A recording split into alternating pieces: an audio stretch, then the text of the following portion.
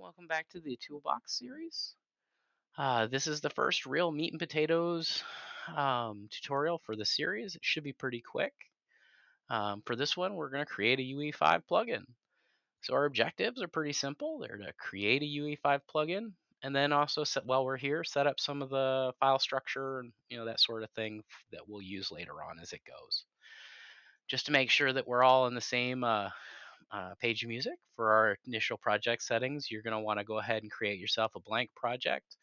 And I went ahead and set it up as a C++ project. So that way later on, if I decide to add C++ into the plugin, it'll be available for me. So with that being said, let's go ahead and get started. Okay, here we are in Unreal, and we're ready to go ahead and create our plugin. So the first thing we need to do is actually create the plugin. So we're going to go to Edit, and then Plugins, and Add. Now this gives us some options as far as templates for our plugin. For this one, I'm going to go ahead and use a blank plugin, and then give it a name,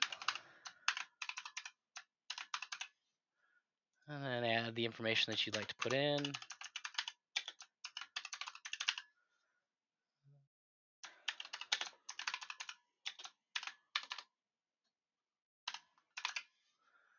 So now you have some additional stuff down here, like your URL and whether it's a beta version or whatnot. So you can edit this even after you've created it, so don't worry about it.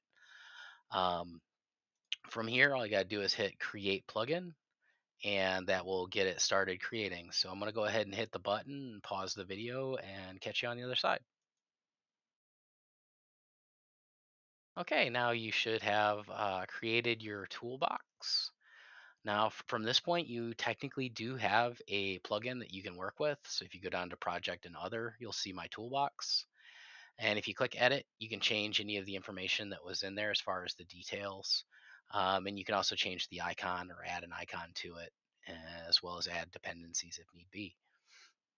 At this point, I'm happy with where everything is. I'm not planning on putting this on the marketplace or anything like that, so I don't really need to fill out a lot of that information, especially since I'm just using it internally. Okay, now as far as using it, we can go to package it up and send it out, and then bring it into a project of our choosing. I think later on, after I get the first few tutorials in and have some actual content, I'll go back and add another video as far as using it, bring it into a project and play around with it. But for now, what I'd like to do is I'd like to set us up for the next set of tutorials and such. So just to give some explanation here, right now I have my project, your normal content folder for your project and whatnots, but now I have an additional folder down here for my plugins and for my toolbox content. This is mostly where we're going to be putting everything. This is the stuff that will end up, being imported in when we add the plugin to a new project.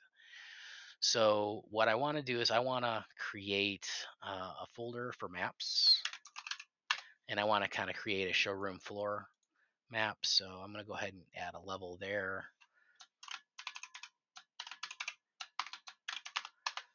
And then go ahead and open that up. I don't want to save the, let's see here. No, I do want to save that. I'm sorry. So now I'm on that map. At this point, if you are familiar with, setting up a level, you don't necessarily have to keep with the video. You could stop here and catch up with the second video. If you'd like to sit and hang out with me while I set mine up, you are welcome to do so. So I'm going to add some basic stuff, a directional light, skylight, give it some sky atmosphere, and I want to give it a height fog just to kind of make it pretty. Then I'm going to go ahead and center all those things. So that way they're where I'd like them to be. And then now they're all at 0, 0, 0. But I don't necessarily want to keep that. So, because I don't want to keep bumping into these billboards. So I'm going to just kind of move them up a bit. It does move my height fog up, but yeah, it's pretty much, I'm okay with that. And then I want to create a floor So, I'm going to add some geometry here. I'll add a box, put that in the middle. And then I'm going to go ahead and change that around a little bit here and go into my brush editing.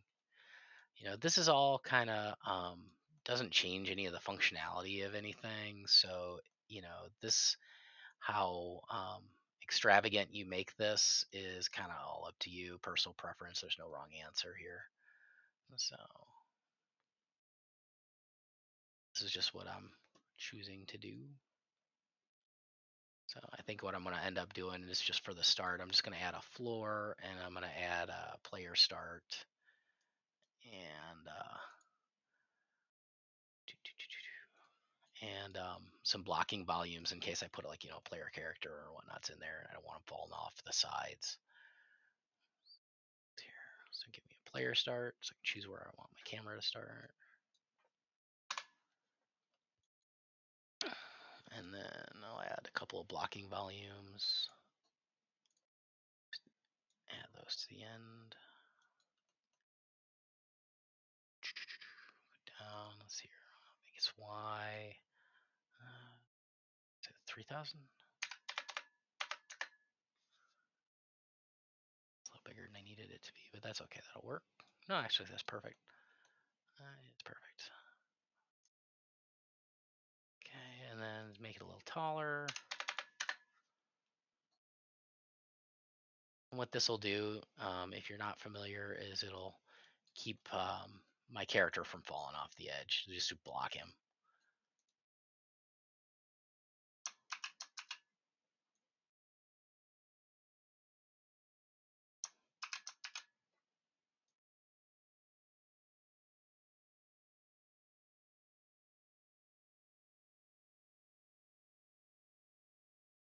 Visible walls.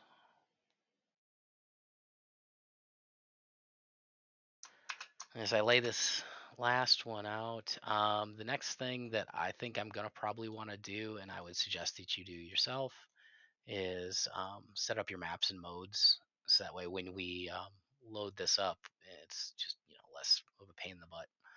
So if you go to maps and modes, you switch it to your map, then when you open the editor, it'll automatically start on that level. And save everything, and there you go. As far as adding additional things, as I continue on, we'll add some more stuff and bring it in. So from here, I look forward to seeing you in the next video. We can get started and add in some gray box materials.